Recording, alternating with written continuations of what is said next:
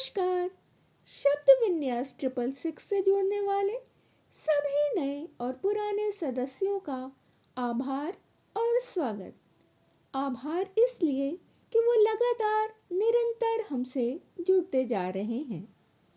आज की कड़ी में हम जिस कहानी को आपके लिए लेकर आए हैं उसकी नायिका रोजमर्रा के दमघोटू वातावरण से निकलकर उन्मुक्त हवा में सांस लेने वाली महिलाओं का प्रतिनिधित्व करती है। कहानी का नाम है हरी बिंदी और इसे जिस महिला लेखिका ने लिखा है उनका स्वयं का व्यक्तित्व भी एक स्वतंत्र लेखन वाली, एक स्वतंत्र विचारों वाली लेखिका के रूप में हमारे सामने आता रहा है। नाम है सुश्री मृदुला गर्ग जी। आज हम मृदुला जी की ही कहानी हरी बिंदी का प्रथम अंक सुनने जा रहे हैं, तो सुनना प्रारंभ करें। आँख खुलते ही आदतन नजर सबसे पहले कलाई पर बंधी घड़ी पर गई। सिर्फ 6:30 बजे थे। उसने फौरन दोबारा कसकर आंखें बंद कर ली और इंतजार करने लगी कि अब पलंग चरमराएगा और आवाज आएगी, उठना नहीं है क्या? पर जब कुछ देर चुप्पी बनी रही तो आंखें खोलकर देखा, बिस्तर पर वह अकेली है। अरे हाँ, रात ही तो राजन दिल्ली गया है, याद ही नहीं रहा। तो अब उठने की कोई जल्दी नहीं है। उसने ढेर सारी हवा गालों में भरकर एक लंबी सांस छोड़ी और पूरे बिस्तर पर लोट लगा गई। दूसरे सिरे पर जाकर मुंह पर पांव रखकर लेटी तो कानों में घड़ी की टिक टिक बज उठी। वह मुस्कुरा दी। उसे कलाई पर घड़ी बांधकर सोने की आदत है। रोज राजन चिढ़कर कहता है, यह क्या, सारी रात कान के पास टिक टिक होती रहती है, इसे उतारो ना।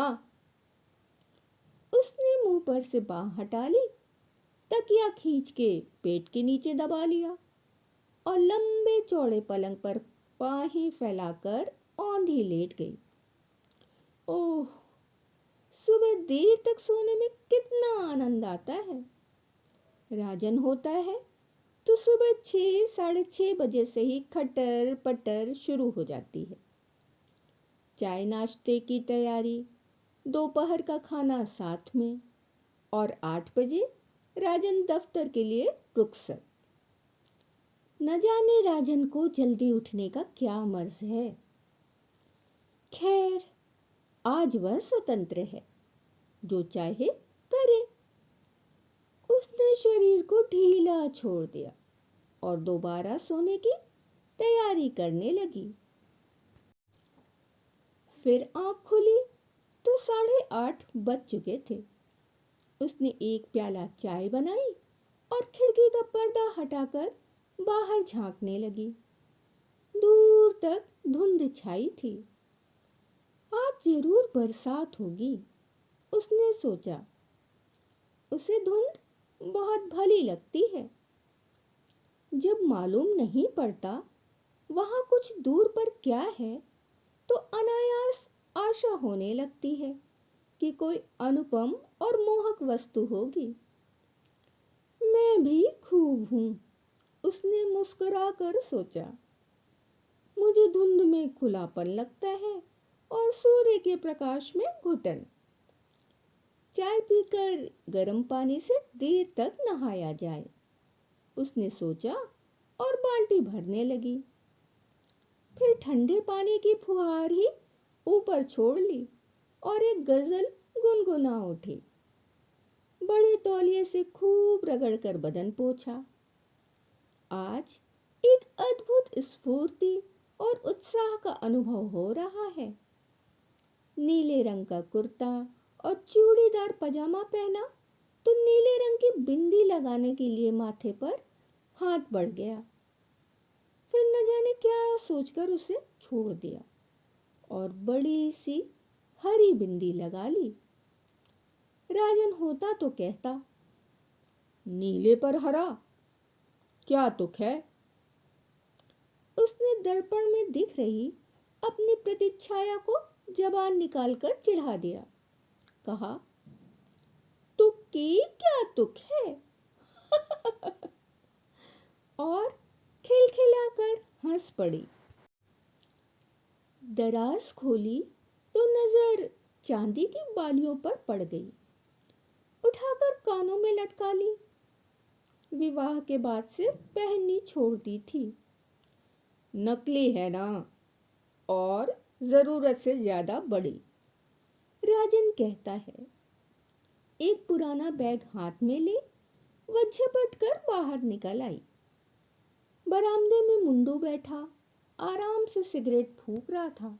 राजन की उसे देखते ही हथेली में छिपा बड़ी संजीदगी से बोला, खाना क्या बनाऊं।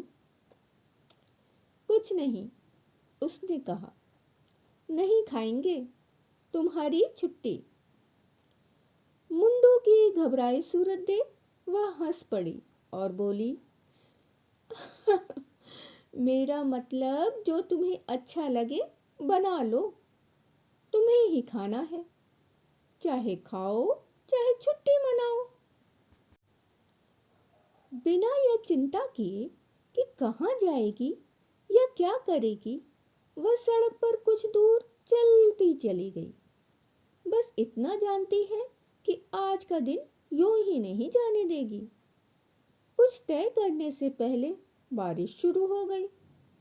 उसने कुछ दूर भागकर टैक्सी को आवाज लगाई और भीतर घुसकर सोचने लगी, जब टैक्सी ली है तो कहीं न कहीं जाने को कहना पड़ेगा।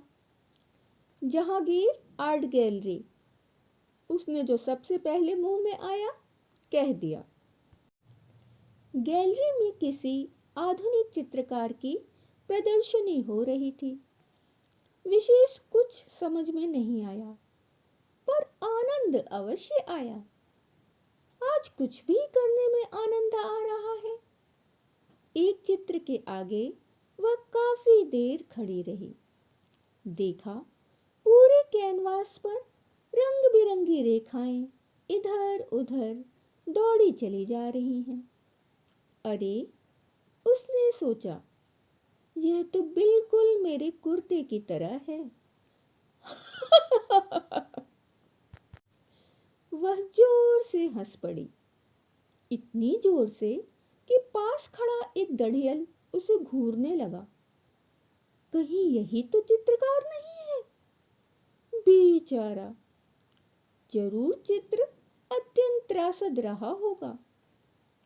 उसने चेहरा गंभीर बनाया और दढ़ियल के पास जाकर विनम्रता से कहा, सॉरी, और बाहर निकल आई। बाहर आकर ख्याल आया, हो सकता है वह कलाकार ना हो, उद्योगपति हो।